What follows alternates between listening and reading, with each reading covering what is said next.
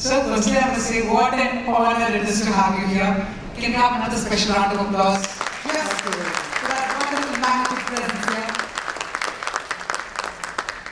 And so, as we were discussing about the word icon and the kind of contribution that you had, that you given to the football team, or for that matter, Indian football, we'd like to know, what does the word icon really mean to you, and where did this journey really begin? What was that moment of inspiration? See, I think you can't become icon overnight. I think it happens over the years, and a lot of hard work you put into it, and ultimately I think the success what you get has to be delivered year after year, match after match, and have a consistent performance throughout. And I think that's where, I think with the results what you've given over the years, playing it and achieving it, I think that's how you become icon. And obviously it was great to see a lot of brands, iconic brands, in fact, getting felicitated. We've grown up watching a lot of ads. We've grown up using a lot of brands. I went to boarding school from very young age, so in the mountains, when we went to boarding school, one thing was always given during winter time was Oro Plus to use for the lips. And those are brands, and also looking at television those days in DD, we only had DDs, and looking at brands like Bajaj, that iconic ad, Hamara Bajaj, was something which grew up watching and listening to those. And also again, Britannia, which was one thing which our parents always made sure that we took it to the hostel. So I think these are brands which we've grown up seeing it, and even today when you look at it, they're at the top. Just not 2-3 of them what I mentioned, but all the brands that have been felicitated, I think have been there from the time we were born, and even today I think they've been one of the most iconic and one of the most best brands across India and the world. So that makes it iconic, I guess. Beautiful indeed. Thank you so much for sharing those words and sort of taking us back in time. That being said, we often realize that when it comes to sports personalities, we associate sports with leadership as well. And there are certain lessons that we all want to imbibe from personalities such as you.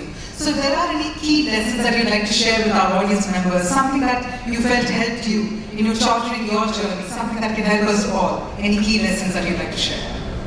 No, I think if you played a team sport, and which I have, throughout my life, and I think in a team sport, I think it really teaches you how to be a team person, because ultimate success for a team is not individual or anything else. I've always achieved success through team.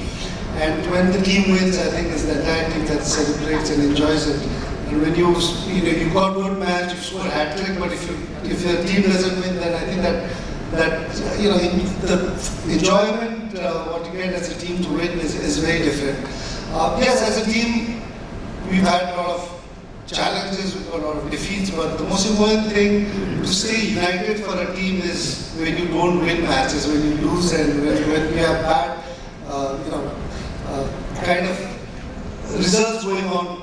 At that time, as a leader, I think you need to make sure that all your teammates are united, and you stick by each other, because you need to bounce back and start doing it well. The more individual egos and problems you have when the team is doing bad, then it becomes very, very difficult for the team to get back. So in football, I think one of the biggest challenges was to stick together, stay united when we were performing badly. And that brought us the opportunity to bounce back faster and better. So I think the most important thing, I think even in corporate life, you'll have good and bad phases. But the important thing is when its bad phases are there, you need to stick together as a team. Staying united, not just when things are going great, but especially when things are not going in our favor, that's the time to be even more united. I think that's a wonderful takeaway for all of us. With that, let me ask you the last question before we move forward with the next round of felicitations. If you could share probably that one iconic moment in your life that will always stay with you, something that was a game changer probably in your life. Any one iconic moment that you'd like to share?